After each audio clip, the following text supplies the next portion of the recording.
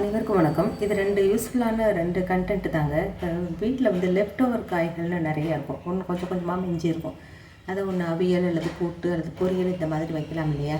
இன்றைக்கி அந்த மாதிரி ஒரு சின்னதாக ஒரு தகவல் தாங்க.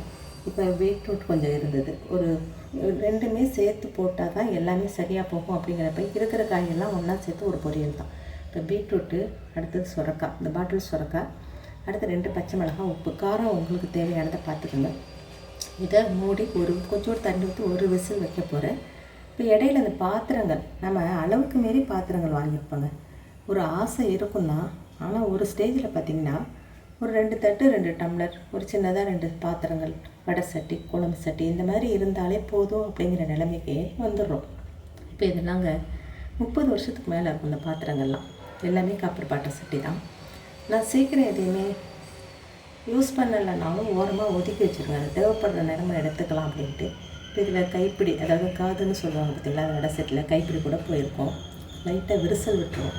ஆனால் அந்த விரிசல் முன்னாடிலாம் பாத்திரங்கள் வெயிட் இல்லைன்னா தான் விரிசல் விடுது அப்படிம்பாங்க. இதெல்லாம் வெயிட்டான பாத்திரங்கள். அதில் பாருங்கள், ஒரு சின்னதாக ஒரு விளிம்பில் பாருங்கள்.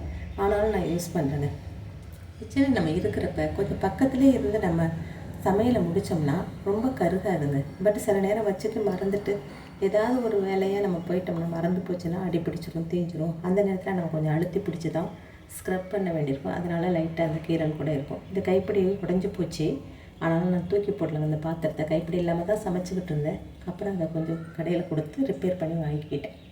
இந்த மாதிரி பாத்திரங்களை அளவுக்கு மீறி வாங்க வேண்டாம். ஒரு ஸ்டேஜில் நமக்கு அது தேவையில்லாமல் தான் போகுது. பிளான் பண்ணி வாங்கணும்னா பாத்திரங்களை கம்மியாக வாங்கிக்கலாம். எங்கிட்டையும் நிறைய பாத்திரங்கள் இருக்குங்க. ஆனால் அது இப்போ பயன்படலை.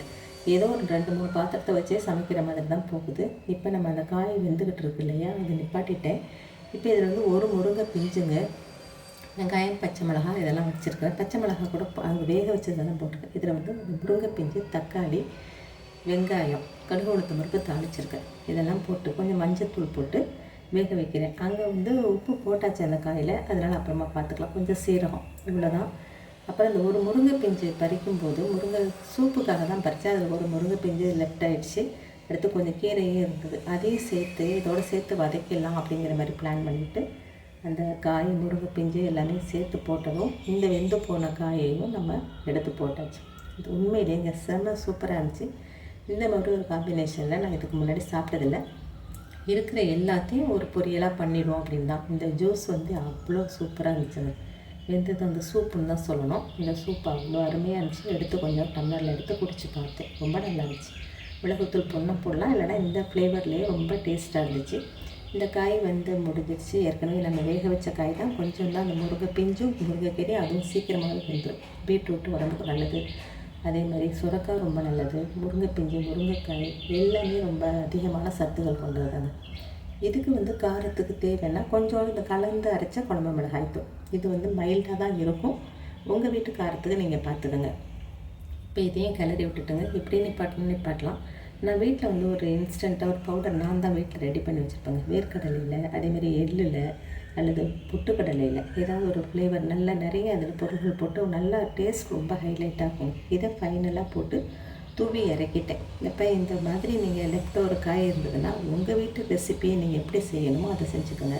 பாத்திரங்களை பார்த்து வாங்குங்க. அது பின்னாடியும் நமக்கு யூஸ் ஆகுமா அப்படிங்கிறத பாருங்கள். இல்லைன்னா நம்ம பயன்படுத்துகிறத மாற்றி எடுத்து பயன்படுத்துங்க. நிறைய குமிச்சு வச்சுக்கிட்டு நம்ம விளக்குறது அப்படிங்கிறது சிரமங்க. அப்பப்போ க்ளீன் பண்ணிக்கோங்க.